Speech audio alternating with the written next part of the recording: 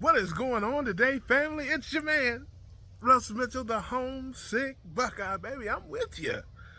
I'm with you here today. We're in Jacksonville, Florida, here at the estate, at the compound, living our best life, doing what we do, feeling great. Had a little bout of sickness, but I'm over that now. It's over now. We're on to bigger and better things, living our best lives. We got a little video for you today. You know how much I love to chop it up with the family, kick it with the family. Just let you know what I'm doing, talk to you. And so that's what we're going to do today. Got a weigh-in, had a weigh-in today, talk about that. Got some questions or some comments from some subscribers. We'll talk about that a little bit. Some things I think that are important there. But are you moving, grooving, and steadily improving, folks? Are you living and giving, striving and thriving every day, trying to be the best version of yourself, trying to get a little bit better at whatever it is you're trying to do? Really? Are you doing that? I sure hope so. I hope you're making improvement. Okay? And it doesn't have to be big improvement. It doesn't have, man, you don't have to change the world. Just, make a little improvement. Some of you got ashy knees. If you got a little lotion, put a little lotion on them ashy knees. That's improvement. That's improvement. If your elbow, some of y'all got some look like you've been elbowing bags of flour. You got them ashy. Yes, throw some lotion on there. Get some beef tallow lotion from my sister Laura Russell. And get rid of them ashy knees and elbows. Ain't no need to have that. That's an improvement, family. You can improve today, and I encourage you to do so. But, we like to make you laugh and like to make you smile. That's what we do here. We don't have a whole lot I don't think we could teach you, although we do try to give you some information. But I just hope to make you laugh and smile. We hope to build a community. We could just get together, laugh, learn, love, laugh some more, and laugh some more. And that's laughter. The Bible says laughter doeth good like a medicine. So I guess I'm some type of pharmacist. I guess if I'm doling out the laughs, I'm doling out the medicine. So that's what we're doing here, family. It's a beautiful day here in Jacksonville, Florida. It's unseasonably low humidity, which is a wonderful thing. It's beautiful. It's wonderful. We haven't had any rain here for quite some time, although it's coming. Okay. Let's not get confused. This is a tropical environment. We are in hurricane season officially, and I do expect the buckets to start flowing at some time. But as it stands right now, not a cloud in the sky. Give me a little sky cam. Sky cam. It's probably ridiculous, but I give it to you. But yes, the sky is blue and my grass is brown, family. Look at my grass there. So this concludes the nature portion of this video. No more sky, no more grass and sky. But it's unseasonably low humidity. I think the humidity today is only like 30%, although the temperature is in the 90s. And it's really, the dry heat thing, you guys know all about that. The dry heat is not nearly like the humid. Normally the humidity and the temperature is about the same around here, but not today. Today's a different day. It's a different day. We got a low humidity with some high temperatures, and it feels pretty good. A little bit of a breeze here. I'm sitting out here in the shade, just relaxing outside. Gonna go in here. I think I got a horse racing or something tonight. I may go in here and check that out. But in any event, let's get to a few things. We got to weigh in. We'll talk about that a little bit later. We're gonna just hit a couple of subscriber questions. As always, folks, like, subscribe, share anything that you think is worth sharing with folks. And you can always send me a question or a comment through the comments. I've been a little slow in my responses, but I'm going to be a little better with that. But I will respond to you. I will answer the questions. If there's a video, something you'd like me to talk about, I'm happy to do that. Anything I could do to help you, to lift your spirits, to encourage you, to motivate you to get on this keto road, baby. Get on this keto life with us, man. This is optimum health. High protein, high fat, low carbohydrate. That's what's up. Okay? Protein and fat. That's where it's at. Sweet tea in that cup? That ain't what's up. Okay? So I need you to get that blood sugar down, get that insulin down, get that fasting insulin down, and and get on with better life and better health, man. Get on this road with us. We're doing big things. We're changing the world. We're changing the way folks look at nutrition and look at diet. And we're not gonna stop. We're gonna keep doing it in the face of all the enemies that we have and all the adversaries. I won't call them enemies. We got big pharma. We got big agriculture. We got the medical establishment trying to medicate us. It's all about money and getting a couple dollars out of us a month for the rest of our lives. We're gonna fight that. We're gonna fight that with the proper human diet. We're going to fight that with the ancestrally appropriate diet. And we're going to get after it here, folks. We're going to tell our friends and neighbors and spread this love, spread this message to everyone. There's so many people out there sick and dying, and we're going to do our best to help as many of them as we can. So, on to the subscriber questions and comments. Shout out to D. Sonye. He saw me on a Carnivore Soldier stream, or I was in the chat and making some comments and things, and he went to my channel and subscribed and saw some of my videos. I appreciate that so much. He made a comment, and I'll paraphrase just that, you guys know me. I'm not the food police. I'm the Food Information Bureau. I'm here to give you data, give you information, tell you what I'm doing, tell you what I think is best based on what I've learned and what I do. But I don't really care what you do. I don't care what you eat. I don't police people. I'm not the one that's going to knock the biscuit out your hand. I'm not going to do that. I'm going to try to help you see what I see and show you some things. Let me show you a few things. Show you a few things about food. Okay, that's a little Justin Timberlake for you. As long as I got my protein and fat. I got to work on that. Maybe that'll be my next song parody. But anyway, D. Sonye basically was saying that he kind of had the same thought process as me, that little bits of fruits and vegetables are okay, but there's a lot of information about oxalates and things of that nature, and he just felt like he didn't want to eat fruit and vegetables anymore. He wants to eat meat, and but he also said something that was very important in that video, family, and I agree with, in that comment, I should say, and I agree with him, is that he doesn't want to be the carnivore police. He doesn't want to be one of those judgmental kind of carnivore zealots who just want to run around and smack everybody in the head with a side of beef. And I agree with that 100%. I've talked about this many times, and I'll always talk about it. In my life, I am very carnivore. Maybe not as carnivore as some. I do season with a few vegetables, but I say it all the time. Ask any of my vegetarian family if I'm a carnivore. Yeah, they'll definitely vouch for my credentials there. I'm very plant-based, and that's how I like to live. But I tend to be a very practical person. I tend to be a very logical person, and I tend to kind of put my shoe on the other foot, or try to walk in other people's shoes. And folks, I don't really present myself on YouTube and such as a carnivore. Carnivore is not the name of my channel, and I don't, scream meat, meat, meat from the top of my lungs, because two reasons. One, I want a big tent. I want everybody to be welcome and feel comfortable, even if you're not doing ketogenic living at all. I want you to feel comfortable to listen and learn and see other people and give people space and room to figure their thing out. We do this every day, folks, and we live this life, but I haven't been doing it so long that I haven't forgotten how crazy I thought it was. I still think it's kind of nuts, and I do it every day. So for the average person that sees how we live, again, we can't forget how nuts many of us thought it was. And we can't also forget, I didn't start out carnivore. I started out kind of low carb and keto, trying to figure this thing out, and ended up being, 95% carnivore, which is kind of, what I am today. And, we have to give people room and grace to find their way. We got to get them in the door with the main thing, and that is keeping their carbs low, their proteins and fats high. That may mean different things to different people. But what happens invariably, I've seen it many times in my life, is when you get people in the door, to get them to thinking about their carbs, thinking about getting their carbs low, thinking about their health and feeling a little better once they get them carbs down. Maybe they stop with the sugary drinks or the desserts, or maybe they eat one low carb meal a day, or just whatever they do to kind of get their foot in the door.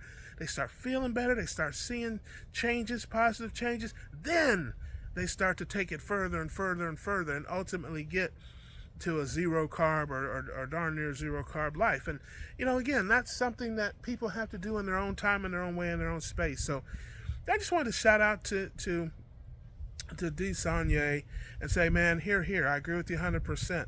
I do eat the same way probably you do, but I give people grace and give them room. And I also want to say this too, and I think this is important, and I know, like a lot of things I say, people may have a problem with it or disagreement, but there is room in our world for vegetables. I believe, personally, it's just my one guy's belief, vegetables have medicinal qualities. I was just sick recently, and I don't mind telling you, I took some herbs and some different things because I do think plants have some medicinal qualities. We have a pancreas for a reason. We have insulin for a reason. So if you like to eat little bits of fruits and vegetables, I don't care what you eat. There are times when I do here and there, not very regularly. I had some broccoli in March. I had some green beans in February. Those are the last vegetables I ate. I don't eat them regularly, but sometimes, like I said, here and there, if I want to do that, I will. But I do season with vegetables. I do season with onions and peppers. I love to have onions and mushrooms with my steak from time to time. I like little peppers and things like that in my ground beef from time to time. I like salsa, little bits of guacamole and little things like that. I use it as seasonings, garnishes, sauces, things like that. But am I sitting around making big pots of vegetables, eating vegetable stew? No. If I'm out at a restaurant, and I have a nice steak and they might have some asparagus or something, do I have a little bits of that from time to time when I go out? Absolutely. No shame in it. I don't feel bad about it. Again, keep the main thing, especially when we're doing our evangelism. High fat, high protein, low carbohydrates. That's really the message. That's really what I think is important and that we have to stress to people, especially new people who are just starting out. Once we get them on that path and on that road, man, the sky's the limit for them. They will find their way. They will find where they're the most comfortable, not only with what makes them feel good, but what they can sustain. And that's really where the positive health outcomes come, when you can sustain it for a long period of time. The long range benefits. So shout out to D. Sonye. Appreciate the comments and that, and I do agree with you 100%. I think you've got the right attitude, and keep on keeping on. And then shout out to my girl Maribel Casada. She's a sweetheart. She's been a friend of the show and a supporter of my channel for a long time, and she gave me a question about fasting.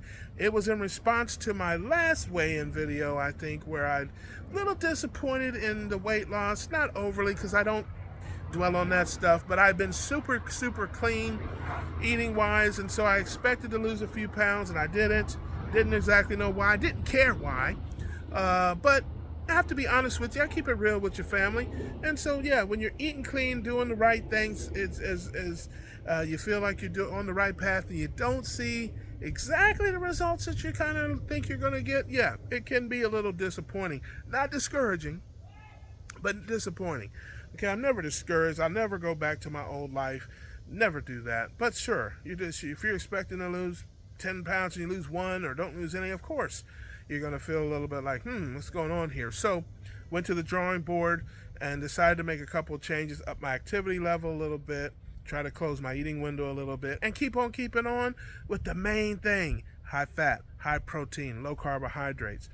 So in any event, she made a response to that, asking, hey, I know you're not a fan of it, but what about fasting? And I would just like to say that I have started some fasting, yes. I have started a night fasting program. Some people call it sleep, but I prefer to call it night. I can't even get to it. I prefer to call it night fasting. So I absolutely will not eat anything while I'm asleep. Okay, so that's how we do that. And so we're going to start we started the night fasting. I do it just about every day. We night fast. So that's it. I'm not a fan. Listen, although you know something, I did recently complete a fast a couple of days ago when I was sick. I did not eat anything for 2 days. I mostly slept for 2 days. I was only probably awake 15 hours in 2 days when I was sick. But I did not eat. I could not eat. I have no appetite when I'm sick. Although I drank a little bit, drank of course the fluids and that, and I took some vitamin supplements. But I did not eat anything. So I guess you could say that's my first fast. It's the bronchitis COVID fast, or I don't know.